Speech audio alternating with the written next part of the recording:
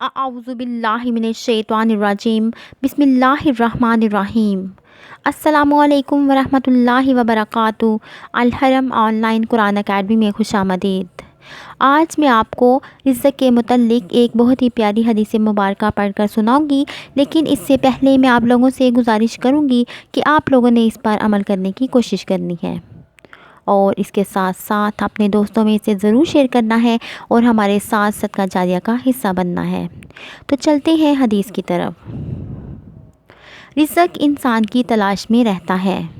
حضرت ابو درداء رضی اللہ تعالیٰ عنہ کہتے ہیں کہ رسول اللہ صلی اللہ علیہ وآلہ وسلم نے فرمایا ہے، رزق بندہ کو اس طرح ڈھونڈتا ہے جس طرح موت انسان کو ڈھونڈتی ہے۔